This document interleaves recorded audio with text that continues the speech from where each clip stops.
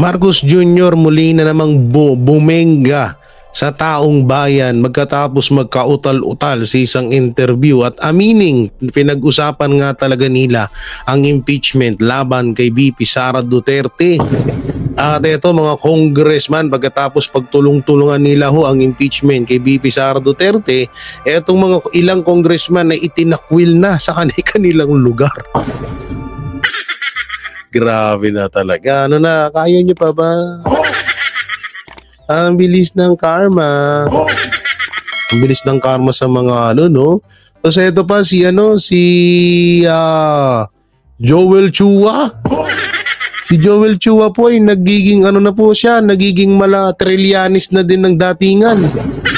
Anak ng titing Joel Chua naman, no? Ano nangyari si Joel Chua? Parang wala na kayong pinagkaiba ni Trillanes, ha? Ngayon yung mga papanoorin natin ngayon na talagang obvious na etong wala na hong pinagkaiba si Joel Chua kay Trillanes. Talagang naging no? Nung una sabi niya hindi daw siya galit, pero ngayon lumalabas na yung mga tunay na pag-uugali niya. Pero maganda rin tong ginagawa nyo. At least hindi nyo naasahan na ibubuto namin kayo kung sakaling tumakbo kayo ulit. Ewan ko lang, tumatakbo si Joel Chua. Comment nyo lang dyan, bahala kayo, mabuboto niya.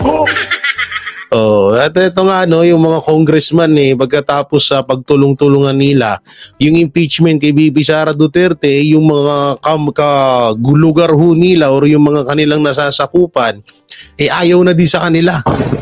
Ganun kalakas ang mga Duterte. Maraming sasabi, di ba, na may na Duterte, wala na yung Duterte. Pero tingnan nyo, kada magsasalita ang mga Duterte, nagtitrending at inaabangan ng mga Pilipino. Kapag magsasalita si Marcos Jr., puro mura ang mga Pilipino. Gago! Kaya nakapanood ako ng nakaraan. Ito, papanoorin ko nga sa inyo ito. Panood daw ka ng nakaraan live ni Marcos Jr. sa TV5. Alok ng titing, wala man lang ako nakita ni isang heart. Nung pagtapos na nung live, marami nang nag-heart. Tapos pag chinek mo yung mga account, puro dummy account. Puro mga trolls. Dito puro mga trolls yung account. Gusto nyo, may ipakita. Para maniwala ko kayo, may ipapakita ko sa inyong isang video na sana nga makita ko pa. Na halos puro trolls po yung mga nagko-comment, yung mga nag-heart. Nak ng teteng, parang parang tong kay Jinggoy Estrada niya to. Biglang may pumasok dito na parang iyak daw si Jinggoy. Ano nga, iyak ka na Jinggoy, hahaha. Ano naman to? Panoorin ko nga. Ano tong kay Jinggoy na to? Panoorin nga natin to, biglaan to Biglang sinend ni Tingnan natin to kay Jinggoy Estrada. Ano ba to? Ano ba tong kay Jinggoy? Ano ba tong inaano ni Jinggoy? Laki-laki ng tiyan, no? Ay, malaki nga rin pala tiyan ko, sorry. Sige, panoorin nga natin to. Ano ba to? Ba't wala namang sound? Sahin pala, meron. Naka-off pala. Panoorin natin muna to. Ano kaya to kay Jinggoy? Breaking news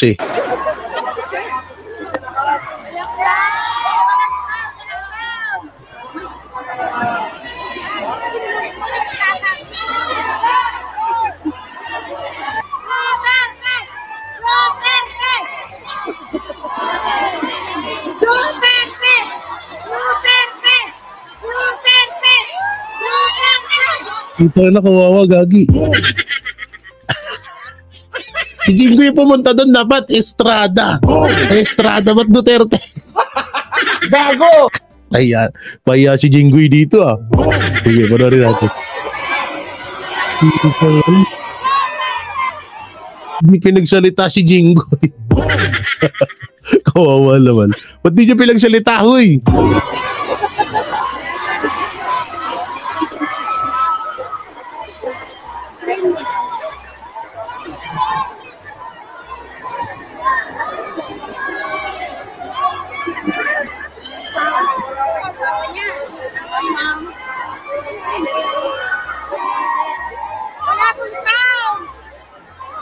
Hindi marinig si Jinggoy eh.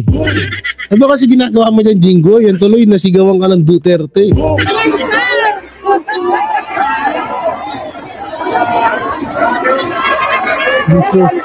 Hindi siya pinapakinggan.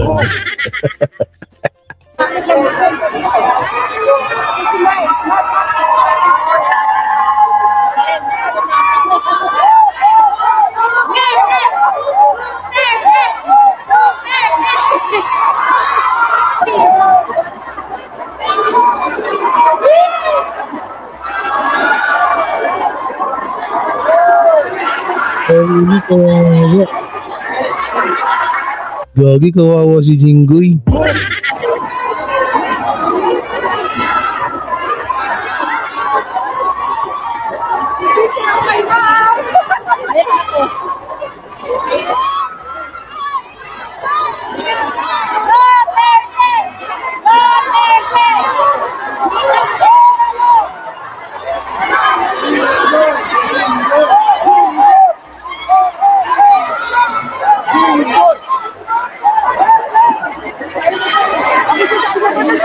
Sa ano ba to si Jinggoy Estrada? Wala akong update eh. Sa tawag dito sa administrasyon Marcos ba to? Wala akong masyadong alam dito kay Jenggoy. Oh. So kawawa siya, no? Yung tipong pumunta siya doon para siya yung sisigaw sana, Jinggoy Estrada, ganun dapat, kaso sinigaw Duterte. Kawawa naman. Hinahanap ko yung hinahanap ko po yung tawag dito, yung video kay may isa kasi akong video na napanood na ang laman nga ay ito. Yan, ito yan ha guys, ha, panoorin ho natin to ha. Ito ay katulad nung sinasabi ko ho kanina. Yan, katulad nung sinasabi ko kanina na nung si Vice President Sara Duterte, yung video niya is puro heart at puro care ang nakikita natin doon at mga legit yung account. Eh dito po, mapapansin nyo dito sa mga post ni Benhur Abalos ay puro troll at dami account. So ito po, panoorin nun natin. Ito. Dito natin makikita kung sino yung gumagamit ng mga fake account or mga trolls para lang magmumukhang maraming gusto sa kanya. Ito, sample natin na dito mismo sa page niya. Ayan, legit po yan ha, sa kanya yan. Dito kasi nakalagay sa gitna ng unos, The Benhur Abalos live story o live story. Tingnan mo naman, malungkot na nga yung nandyan. May pa live story pa to? May pa live story ka pa, Benhur. Ano naman nagawa mo sa Pinas? yung Alitagtag Batangas, first 13 billion pulburon? Yun na ba yun? Anong naging nun? Ano to? To be portrayed by Sidlo, The Benhur Abalos live story. Tang napakialam namin dyan. Pero pagdating dito, yan, sa reaksyon. Napansin nyo dyan sa reaksyon niya, ang daming tawang-tawa. Tapos, makikita nyo po yung mga nagre-react dyan. Ayan, mga legit. Legit talaga yan ha. Yan sa tawa, legit yan lahat. Legit po yan. May mga friends po yan, may mga post, active. Legit po yan, yung mga nagre-react na yan. Pero pagdating sa heart, okay? Tapos siyempre, kung ikaw naman yung post mo ay ang daming tumawa at pinagtatawanan ka, malamang babawian mo ng heart. Pero titingnan natin sa heart kung legit ba. Tingnan natin ha. Ito sa kanyang posto mismo ha. Tingnan natin. Kayo na ba lang umusga kung legit po itong mga nag-heart? Akisha Chuy, ganun. Tingnan natin yung page niya, Akisha Chuy. Ito ha. Taren! 0 likes, 0 followers. Bago! Halatang dami account.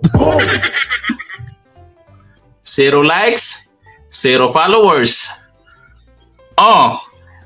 August 19, 2023 pa yung last post. Wala na. Ganyan lang. O, sige. Check natin. Check tayo sa iba. Check. O, next tayo ha. O, ano yan? 0 likes? Wala din, no? 0 like, 0 followers. Tapos ano tong pangalan na to? Briale Drubowski? Gago! Ito ng pangalan niya na. Ayan, pang planetang Nemi. Oh, 0 followers. Walay. Siguro naman may kamag-anak kang mag-follow sa'yo kahit isa. Ito may 4 friends. Okay, may 4 friends to. 4 friends. Kahit pa paano. Oh, may 4 friends yan. Oh, anak ng Teting, puro dami account. Abalos yung nag-heart sa'yo ah. Yung dalawang magkasunod. Oh, ito na naman. Maraming mga ganitong mga babae. Kala mga ibang lahi. Check naman natin kay Marcos. Ito natin, check natin kay Marcos. Asan yun? Search natin. Bobong, ay di pala, Bongbong pala, sorry. Bongbong Marcos. Tignan natin na merong 7 million followers sana. Tignan natin yung post. Ito. So dito, ang tumawa ay nasa 800. Yan, nakita nyo dyan sa screen. Lakihan natin. Yeah! So titingnan natin yung mga friends. So eto, 39 mutual friends. So ibig sabihin may mga posts. So legit ha, legit. Balik tayo. Asan na yan? Uy, bakit nawala? Yan ha. Dito, si Migs, meron din friends. Legit siya ha, legit. Eto, sino to? Ayan ha, mga legit po yung account. Ayan, magkasama pa sila na anak niya. So ibig sabihin, legit yung account. Okay, balik tayo. So ngayon muna natin yung heart. Tingnan natin yung heart. Ito may 1K po siyang heart. Pani Video. Ayun dumi. Grabe yung followers ni Pani Video guys. 4 followers and 1 like. Utay na trolls. Balik tayo doon. Ito si 30, eto palagi kontrato sa mga Duterte. Ito yan. Grabe yung followers. 43 like 70k followers. Anti-Duterte to eh. Anti-Duterte tong page na to. Lagi yan, nandun yan. Lagi. Nagko-comment pa mamaya. Pakita ko sa inyo. Ano to? Sino to si Gina? Ay, eto legit. Sato, kailan nga post nito? March 27, 2024. Okay, nakapag-legit siya, no?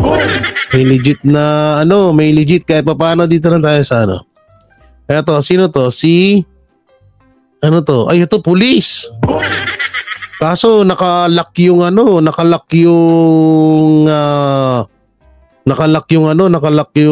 tag dito. Eto, si Movie Reveals. Merong 1 like and 3 followers, tas walang masyadong post. Anak ng Teteng, sinong tao mag-aaksaya ng panahon na mag-post ng movie? Ayan, kita nyo ha. So sa madaling salita, talagang gumagamit sila ng mga trolls. Sabi ko naman sa inyo, uso yan eh. Kasi ganito yan eh, panghatak din nila yan ng mga, kunwari, maraming nag-heart, ganun, maraming nagla-like, maraming sumusuporta sa kanila. Ganun yung gusto nila ipakita dyan. Pero yung totoong pangyayari, talagang puro trolls lang ho yan.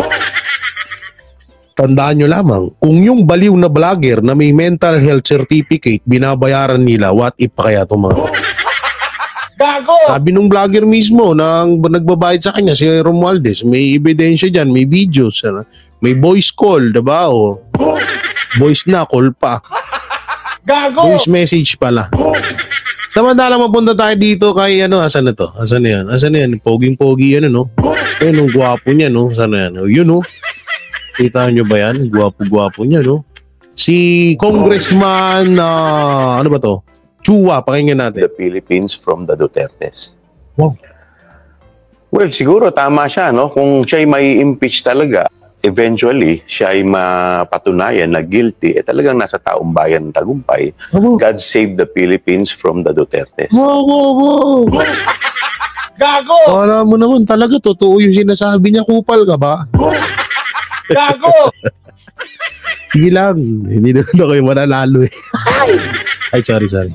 God save the Philippines from what? If Ano, dati si Chuway, isa to sa mga tinulungan ni Duterte. Tapos ngayon, todo sip-sip na kay Romualdez no?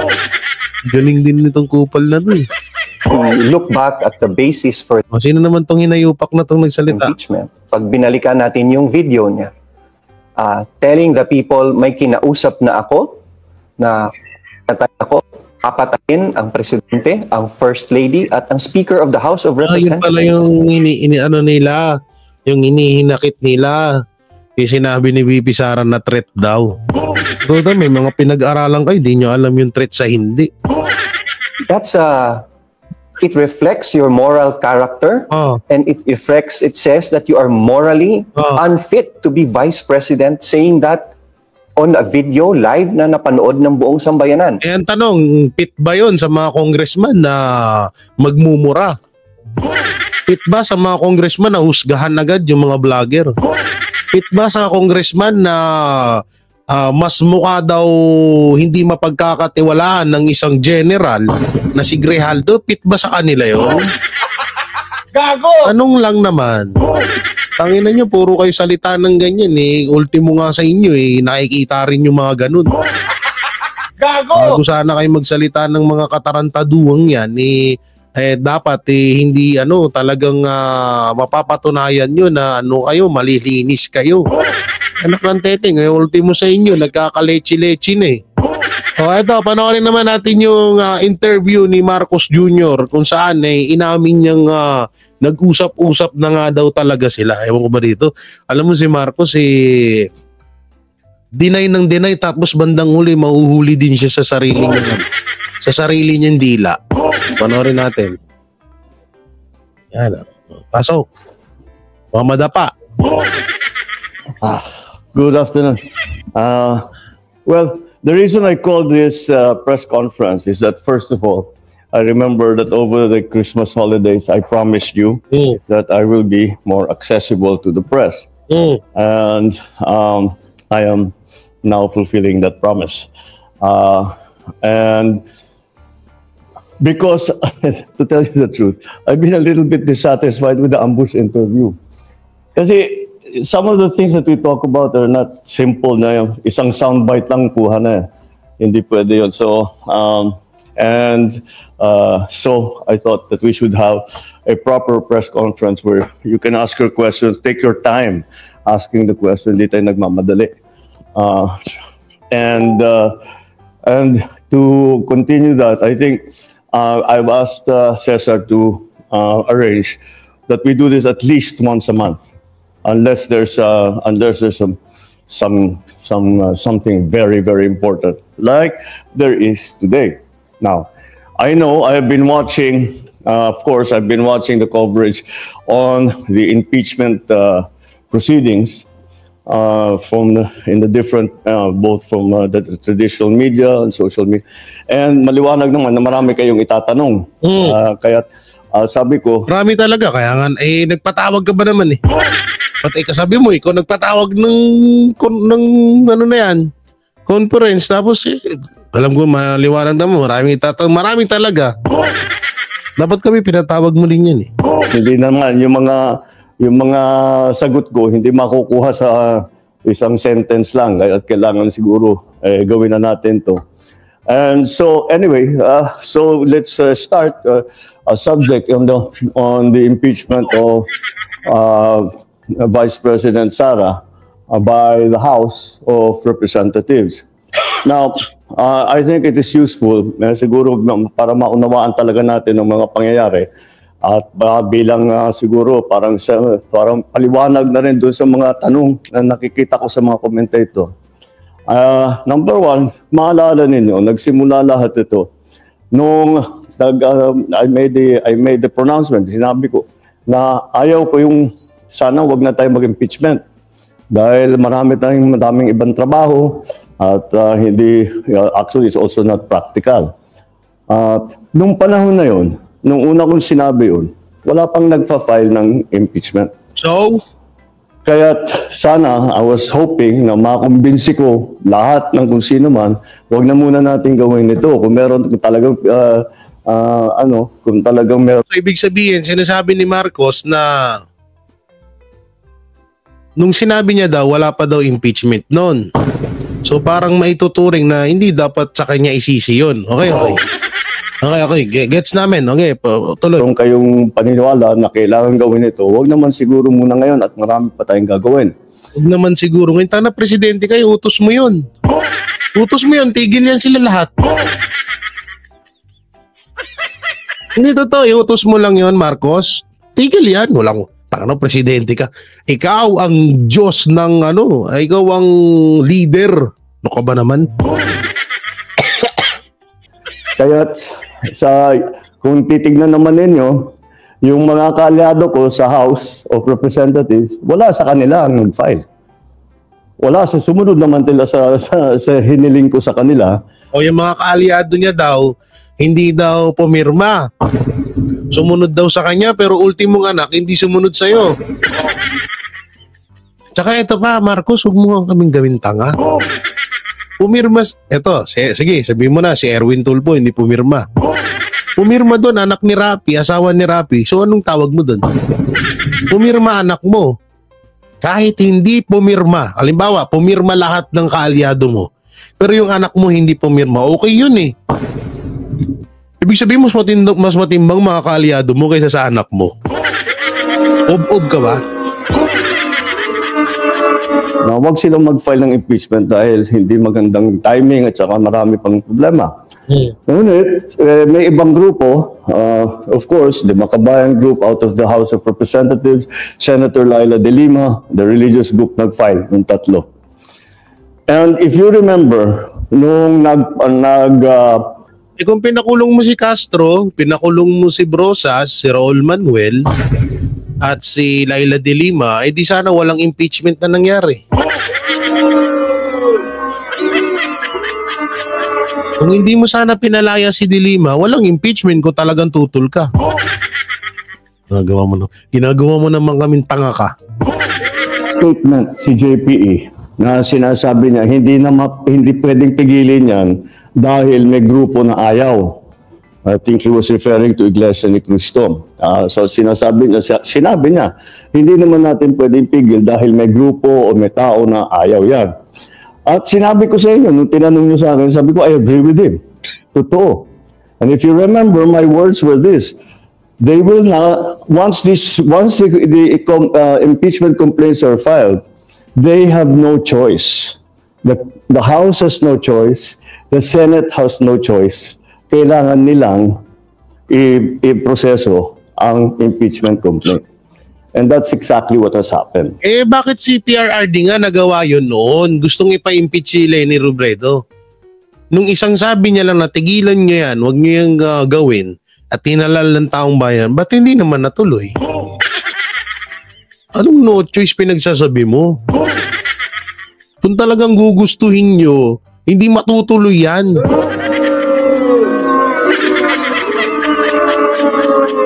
Kalokohan talaga, sinungaling talaga to.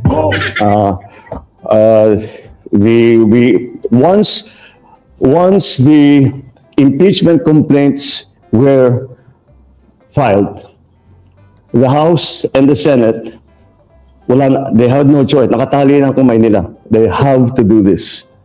Nakatali na daw. Ang galing, ang galing. Gago! They have to do it in recognition of the complaints that have been filed. So, yun ang nangyari ngayon. And that's why we have come to this point where the House has transmitted already the impeachment complaint to the Senate. We have heard some of the statements made by the Senate President as to how he is planning to handle it. So, we will have to see. Because it is many, as you've heard before, that we heard many times during the Corona trial, these impeachment trials are sui generis.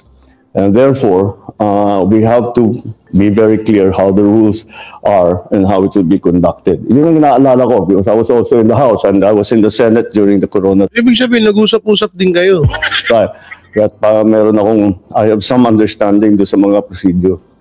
But anyway, that's the way I see it. That's the way that happened, and now I'll open the floor. to any questions of yours. Thank you, Mr. President. First question, Ivan Mayrina, GMA7. Ivan Mayrina. Ayan, ano? Good afternoon, Mr. President. Good afternoon. While it is true na constitutional duty ng House na to act on the impeachment complaint, meron ho silang choice kung i-endorse sila o hindi. Diretsuhin ko na po yung tanong. Boom!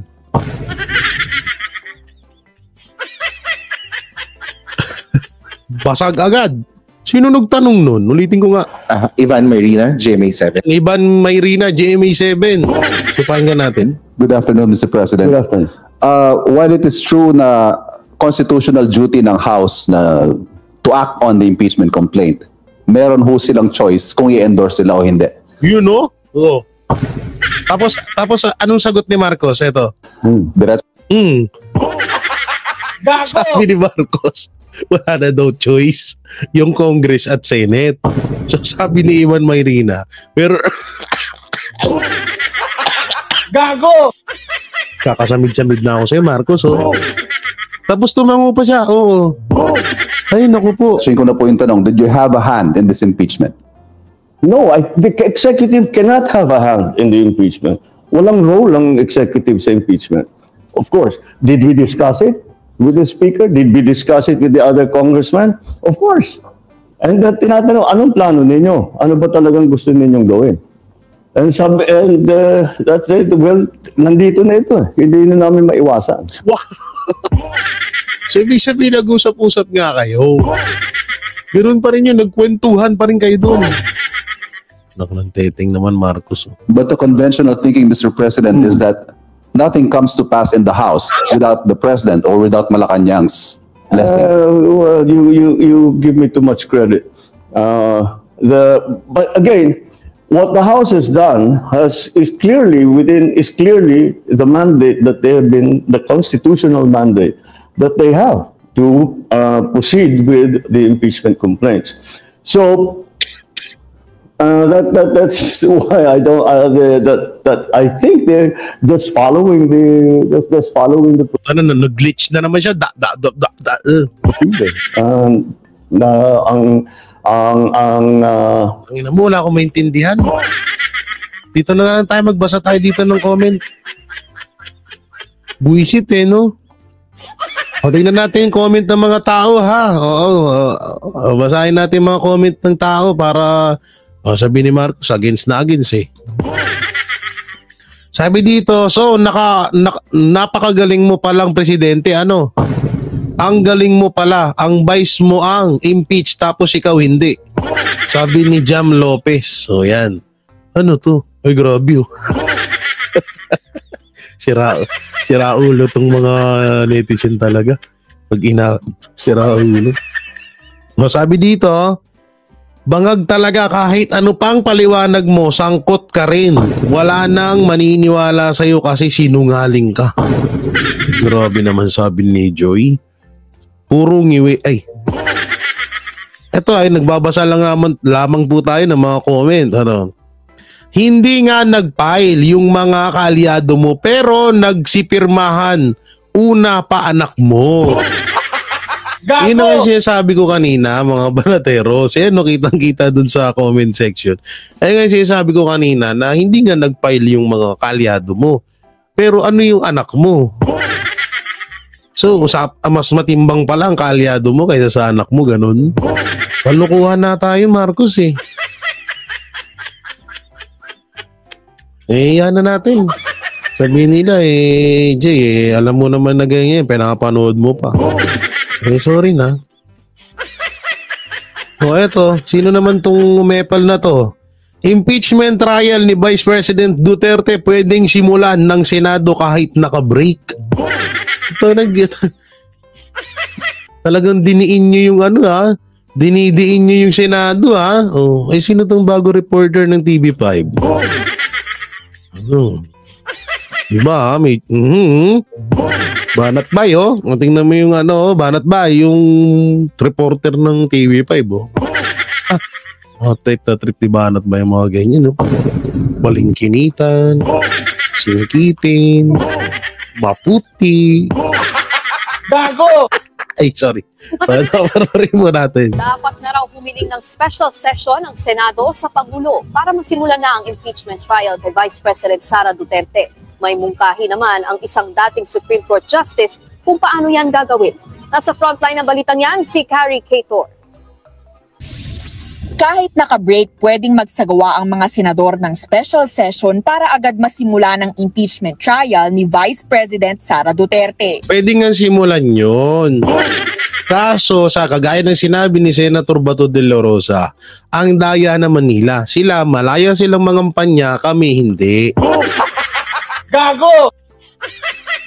Ayon yan kay dating Associate Justice Antonio Carpio. Posible raw ito kung hihilingin mismo ng Senado kay Pangulong Bongbong Marcos at mabibigyan sila ng higit 20 araw. Dagdag ni Carpio, pwedeng idaan yan sa pag-amyenda sa General Appropriations Act ng 2025. Madali naman lang i-amend yung GAA. Siguro isang session day lang yon. So may extra sila ng mga 20-24 days. Opo. So kahit na 20 days, kaya na yun eh. So they can now convene as a impeachment court. Ay, ito tumabit. Ito Carpio, una-una impeachment yan. Hindi yun basta-basta minamadali. Kagaya ng mga tulonggis na mga congressman. Binubusisi ng mabuti yan at inaaral. So yun ang dapat gawin dyan ng Senado. Hindi yung parang bibiglayin nyo sila na may 20 days, kaya nyo yan. 20 days, kaya nyo yan. Tapos pag nagresulta ng hatol ng ang Senado na hindi nila i-impeach si VP Sara, magagalit kayo. Madali kayo ng madali. Natandaang sinabi ni Pangulong Marcos na wala siyang papel sa impeachment ni VP Sara, pero bukas daw siya sakaling kailangang magpatawag ng special session. Kita mo, kabubuhan nung isa. Wala daw siyang papel pero pwede daw siya patawag. Matuloy man inamin ni Carpio na hindi pa rin sapat ang nasa 20 araw dahil kailangan daw ng 10 araw para mapasagot ang respondent. Ang pwede naman daw gawin dyan ng Senado, kumuha ng judicial affidavits sa mga testigo. I-judicial affidavit na lang nila, lahat ng witnesses. So pagtawag ng witness, cross-examination, mabilis na. So kaya yon 3 days for the prosecutors, 3 days for the respondent. Tingin ko pwede pag talagang if there is a will. Sa usapin naman ng pagpapa-inhibit sa mga kaalyado ng bise sa impeachment trial, iginiit ni Carpio na voluntary lang ang inhibition at hindi pwedeng iobliga ng Senado.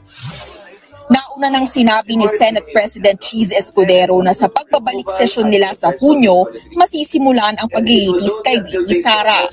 Kung talagang hindi raw itutulak ng Senado na magkaroon ng special session, ayon kay Carpio, pwedeng sampahan na lang muna ng kasong plunder si VP Sara, partikular sa kanyang paggasta ng 125 million pesos na confidential funds. Ang ginang yan.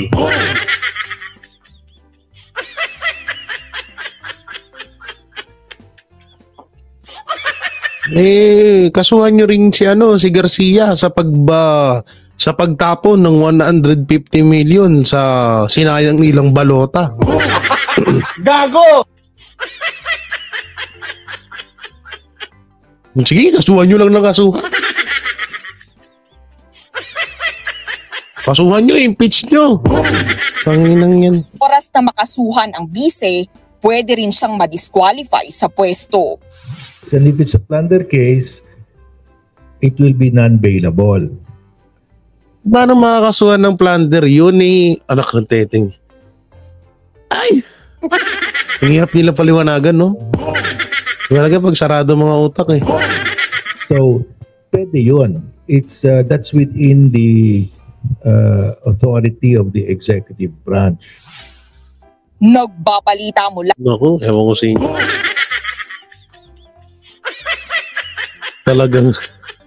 Talagang yun lang nang yung pinuruhan nila, yung kaso plunder ngayon. May pakulunan naman sila, kakasuhan ng plunder si VP Sara. Anak ng teteng naman. Ewan ko, ngayon ko lang narinig yung si Carpio na yun. So ito, pag-usapan naman natin to, no, mga congressman, tinatakwil na sa kanilang mga distrito. Panoorin natin. Na mabilis pa sa kidlat ang karma. Ilang araw pa lang magmula nang i-impeach ng Kongreso si Vice President Sara Duterte. 3 kongresista napuruhan agad. Wala pa mang 1 linggo ng pagtulungan nila ang Vice Presidente, walang humpay ng ginantihan ng mamamayan ng 3 mambabatas na ninindigan na dapat na raw itong mapatalsik sa pwesto. Ngunit sa kabila ng taas ng kanilang panawagan, mas makapangyarihan pa rin at mukhang nagwagi ang taong bayan. Dahil sino raw ba ang mag-aakala na hanggang ngayon tila karma'y hindi sila nilulubayan? Naging kontrobersyal ang pangalan ni Lanao del Sur Representative Zia Alonto Adjong, Davao del Sur Representative John Tracy Cagas, at ang kongresista ng Cagayan de Oro City na si Attorney Lordan Suan, na lumabas ang kanilang mga pangalan sa mga kongresistang lumagda at nakaisa para mapatalsik si VP Sara. Mas naghimutok ang taong bayan dahil ipinagkanulo nila ang Vice Presidente na kapwa nila Mindanawan. Kung kaya't sa galit ng mga Pilipino, pare-pareha silang tinabla ng mga tao. Bukod sa boycott, mukhang nanindigan na ang iba't ibang samahan sa bansa na ipararamdam nila sa mga kongresistang pumabor sa impeachment ang ganti ng mga Pilipinong minsan sa kanila'y sumuporta. Ano man raw ang dahilan ng mga mambabatas, hindi raw na nila maiaalis ang katotohanan na nang dahil sa ayuda, pinatalsik nila si VP Sara. Kilalanin ang 3 Mindanawang congressman na walang alinlangang ikinahiya, binalagbag at nangakong hindi na iboboto ng mga botante ng pagkaisahan nila si Vice President Sara Duterte. Mga kongresista, sabay-sabay na kinarma? Narito't panoorin ang full video. Paka natin mga kababayan, ang congressman na to. Honorable Lordan Suan. Congratulations, sir.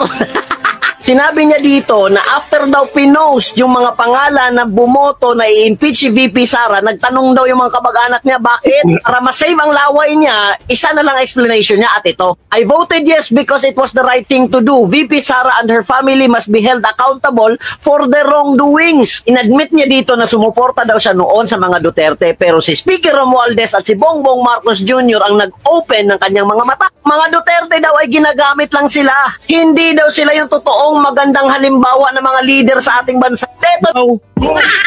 Yun ang magandang halimbawa, si Trillanes, si Franz Castro, si De Lima. Gago! Yun ba yung mga magagandang halimbawa sa'yo, Congressman Suan? Si Romualdez, magiging magandang halimbawa ba yun? Tsaka ito, may mga bali-balita na about dun sa sa mga pangalan. Ang usapan daw, di umano, ang usapan daw ay hindi daw ilalabas or hindi isa sa publiko yung mga pangalan ng mga congressman na mga pumirma. Na nagulat nga daw itong ibang mga congressman na bakit daw inilabas. Siguro isa na rin dun si Congressman Suan. Saan sinasabi mong minulat ni Romualdez at ni Marcos na hindi tamang leader ang mga Duterte? Ulul ka ba?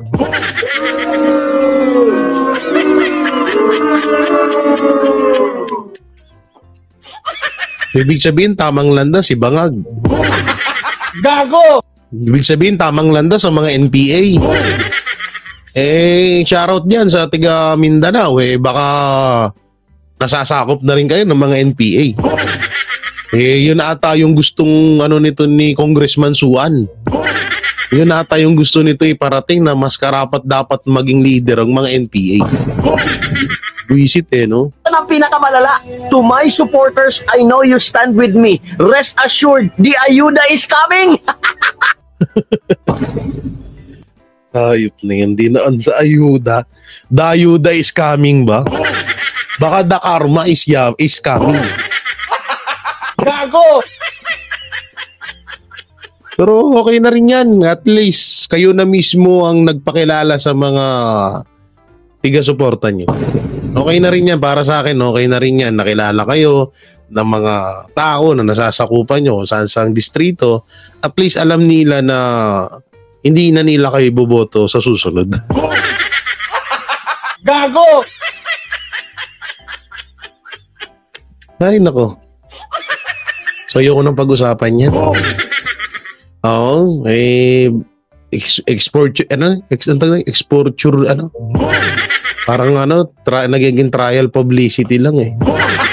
Gago! Kaya na natin ha. O kayo, mga tiga Mindanao, alam nyo na kung sino yung mga hudas. O mga tiga Maynila, alam nyo na rin. O sa mansulok ng Visayas dyan, alam nyo na kung sino yung mga iboboto nyo at hindi. Siguro naman, alam nyo na ha. Okay lang, tanggapin nyo yung mga ayuda, pero pag oras na ng botohan, alam na dis. So yung mga Banateros, mga kabiyaya, anong may kukomento nyo sa lahat ng video na napanood natin at saka sa panibagong kasinungalingan ni President Bongbong Marcos? Comment nyo lang po dyan sa baba at karapat dapat pa bang iboto itong mga congressman na pumirma sa impeachment laban kay VP Sara Duterte? Comment nyo lang po dyan sa baba. Siyempre, don't forget to like, share, comment, and subscribe sa ating YouTube channel. Pakipindot na lang din po yung bell button para lagi kayong updated sa ating mga video araw-araw. So maraming salamat. Ingat po kayo palagi. God bless and peace and bye-bye. Yan ang Banateros, walang inuurungan. Pag tama palakpakan, pag mali ay babanatan. Yan ang Banateros, boses ng ordinaryong Pilipino. Banateros ay walang makakaawan, walang inuurungan. Banateros ay tinutulungan.